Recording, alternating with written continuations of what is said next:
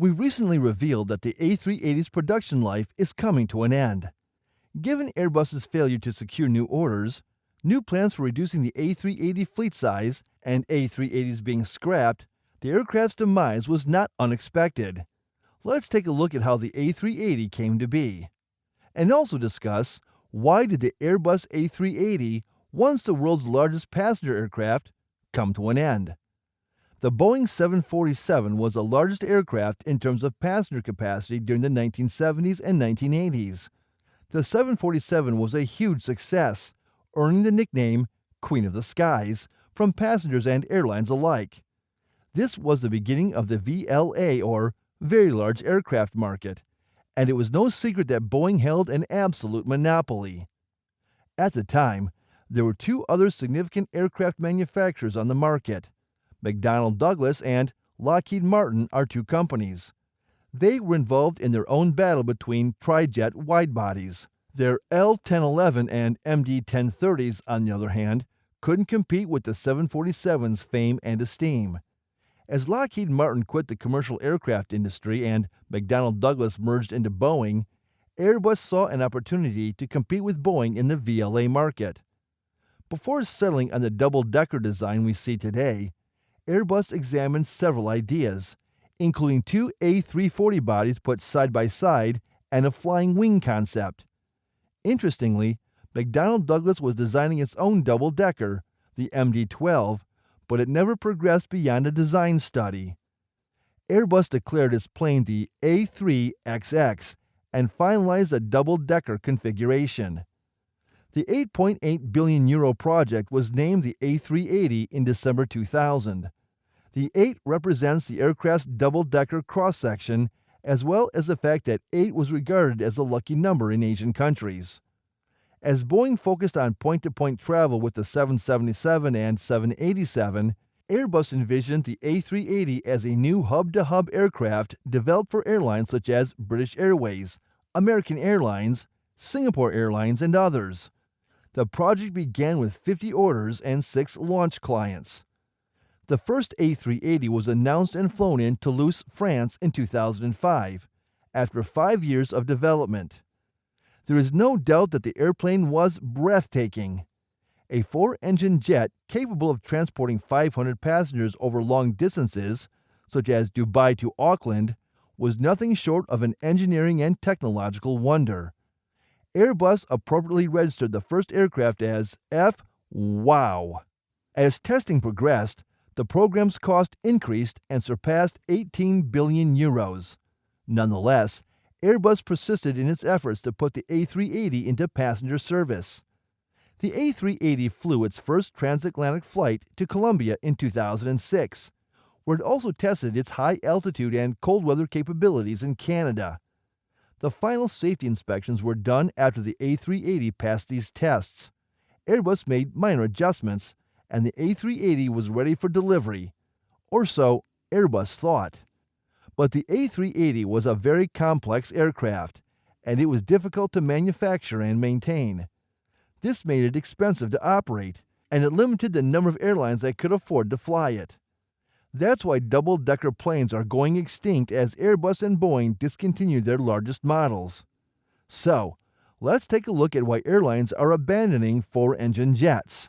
Boeing will cease manufacture of its legendary 747 aircraft in 2023, while Airbus just trucked its final A380 fuselage through France as it prepares to close the plant in 2021 after less than 2 decades of production.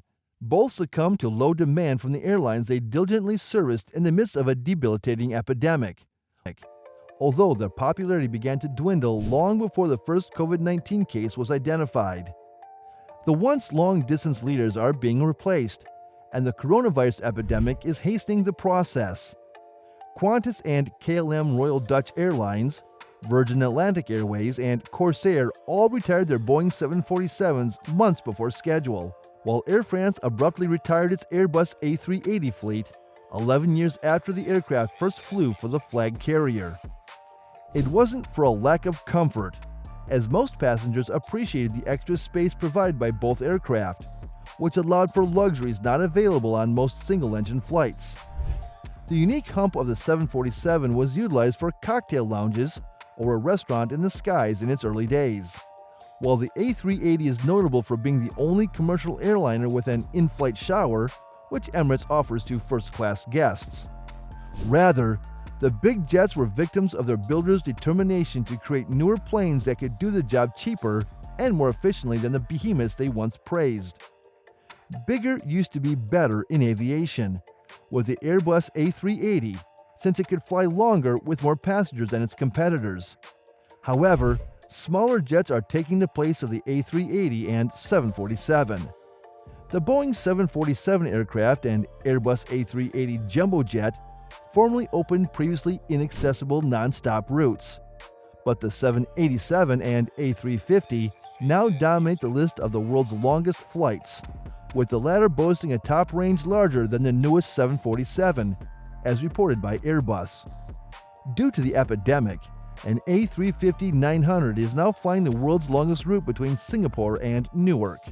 All of these events looked unavoidable 15 years ago, according to Robert W. Mann, an airline consultant in Port Washington, New York. If you think of market size as a pyramid, there are zillions of markets at the bottom of the pyramid that have very small volume, Mr. Mann explained. The 787 and A350 are popular because they have better range in smaller market sizes. They can capitalize on the areas of the pyramid where an A380 could never fly economically. Only Emirates, which utilizes its home in Dubai as a hub for around 1,500 flights every week, ensured the plane's survival. Emirates, with a fleet of more than 100 A380s, was Airbus's largest customer. The manufacturer was so reliant on the airline that it admitted in January 2018 that, absent an order from Emirates, it might terminate the construction of the plane. Emirates asked for $16 billion worth of the planes. In 2018, net income increased by 29% to 3.1 billion euros, or $3.5 billion. Airbus said the decision to end A380 production was reflected in the company's 2018 financial numbers, with the company facing 463 million euros in damage as a result of Emirates' decision to scale back its order. Mr. Enders, the CEO of Airbus, stated that the company did not give up on the A380 easily, but there was no demand. If you have a product that no one wants, or that you can only sell at a loss, you have to stop it, no matter how painful it is, he said.